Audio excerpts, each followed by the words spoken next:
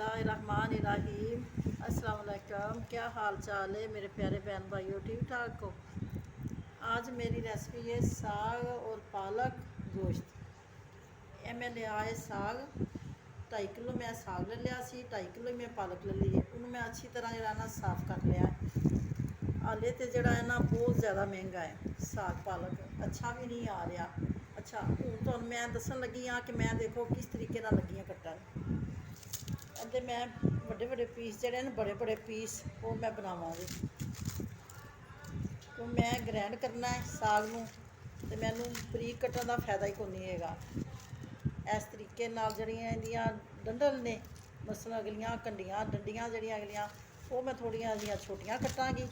पत्ते जड़े ने वो मैं इस तरीके नाल ना बड़े बड़े पीस जड़े ना रखांगी।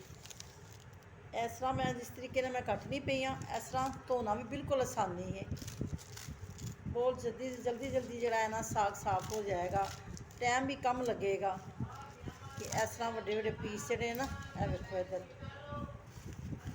मेरे चैनल को सब्सक्राइब करो, लाइक करो, शेयर करो।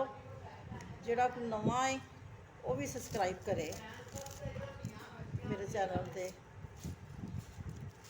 ताकि मेरी आने वाली वीडियो जी है ना सबसे पहले जरा है ना तुहाडे कोल ना पहुँचे। बैल के बटन भी प्रेस कर दिया करो। अच्छा जी, साग नूं मैं पतीले च पा के चूल्हे के उपर जरा है ना रख दिता है। इनू मैं हुण आस्ता आस्ता जरा है ना साग जरा है ना नाल नाल पतीले के अंदर जरा है ना डली जावांगी।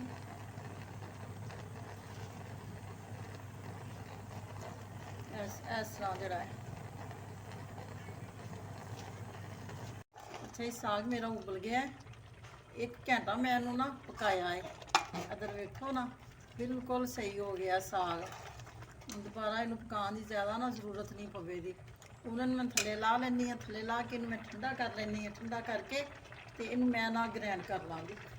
तुहानूं ग्रैंड करदा भी मैं विखावांगी कि मैं किस तरह ग्रैंड करना है। साग मेरा ठंडा हो गया, मैं ठंडा कर लिया है। इन्हूं मैं जग च पा लिया, ग्रैंड कर लगी हाँ साग नूं मैं।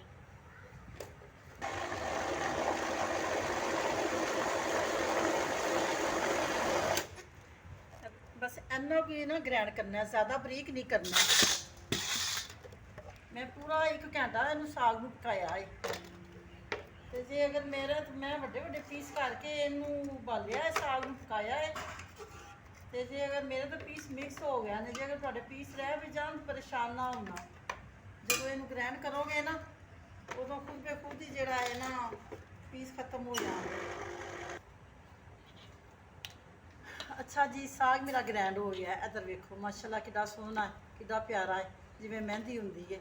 मैं तुहानूं शॉर्ट तरीका दसिया है कि जल्दी जल्दी साग पकाने का तरीका। जो साग बनाने लगे बड़ा टाइम लगता है। यह हुण मैं सब्ज़ मिर्ची लईआं ने, धो के रखियां ने, इन्हों मैं ग्रैंड कर लाँगी।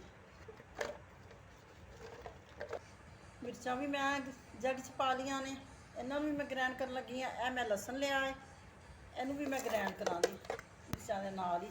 अदरक नहीं मैं पाना साग च। यह थोड़ा तेल,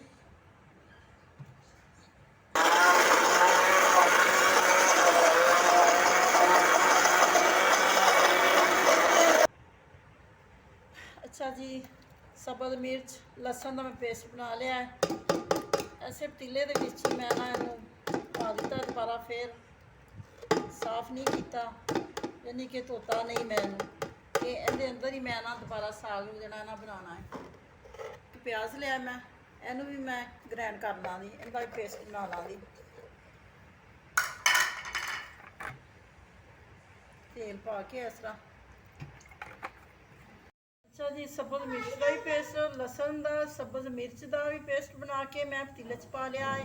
1 प्याज लिया सी, उनका भी मैं पेस्ट बना के ना पतीले च पा लिया है। यह चिकन है मेरे को 1 किलो, इनू भी मैं इहदे अंदर जड़ा है ना पा देंगी। ये 2 कप मैं तेल दे पावांगी।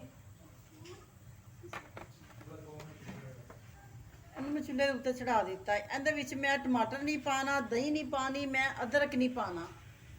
बस लसन सब्ज़ मिर्च प्याज बाकी दे जेह्ड़े कुछ मसाले ने वो वाले सब्ज़ मिर्च पानी रैड मिर्च नहीं पावांगी मैं साग च सब्ज़ मिर्च वाला जड़ा बनावांगी साग इनू थोड़ा फ्राई करांगी नाले कच्चे मसाले दी कच्चापन खत्म हो जाएगा नाले चिकन का पानी खुश्क हो जाएगा। अच्छा जी मेरे चिकन जड़ा है ना वो पानी उनका खुश्क हो गया है। इधर देखो मसाले का भी कच्चापन जरा खत्म हो गया है तेल जरा लैदा हो गया है हूँ मैं पान लगी ये एक चम्मच हल्दी का एक चम्मच पान लगी हाँ नमक ये चेक करके पावांगी कम होया फिर और पा लाँगी इनू मैं अच्छी तरह जरा ना भुनी ला लाँगी चिकन मसाला फिर साग जरा है ना ये अंदर मैं ऐड कर देंगी। अच्छा जी अच्छे तरीके नाल जरा है ना मेरा गोश्त भी ते मसाला सारा भुनी लग गई है इनू ये अच्छा हो गया इनका कच्चापन खत्म हो गया है तेल इन्ने लैदा इनका हो गया है मसाले नालों हूँ मैं लगी हाँ करन इहदे अंदर साग ऐड। अच्छा जी ए मैं लिया है दुध ये 2 गिलास है ना 2 गिलास इनू मैं थोड़ा थोड़ा करके अंदर साग के अंदर ना पाई जावांगी दूध भी मलाई वाला है कि यह साग दा पालक दा कड़वापन जिहड़ा है ना वो खत्म हो जाएगा। नाले तुहानूं मैं एक होर गल दसां ए मैं काहदे लई साग बनानी पई आ ज़्यादा मेरा बेटा जिहड़ा है ना वो पढ़दा है इस्लामाबाद वो घर आया है उन्हें कहा अम्मी साग बनाओ मैं ना लैके जाना है नाल ते तुसीं उहदे वास्ते भी दुआ करना कि अल्लाह मियां उहनूं कामयाब करे। तुहानूं पता देगा है माड़े घरां च पढ़ाइयां जड़ियां है ना बड़ियां मुश्किल ने हुंदियां ने उन्हें बिल्कुल थल्ले अग कम की ये कम करके ए मैं दुख ढक्कन दे देंगी हल्की अग ते मैं पकन देंगी। बाकी मेरा तैयार हो गया है वेखो माशाल्लाह कितनी प्यारी लोके हैं चुल्हा मैं 5 मिनट हो गया थल्ले ऑफ किए इनू तुसी भी इस तरह बनाना बना के ते मैनू ना दसना कमेंट्स करके कि यह किस तरह बनया है अच्छा लगा तुहानू कि नहीं लगा। अच्छा तुहानू मैं दोबारा फिर अपने भैनों भरावां नूं कहन लगी हाँ कि मेरे चैनल में सबसक्राइब करो लाइक करो शेयर करो तो बाही मचा दिओ फड़ के हैं ए देसी तरीके नाल मैं तुहानू सालन हंडियां बना के जरा ना दिखानी पई हाँ। अल्लाह हाफिज़।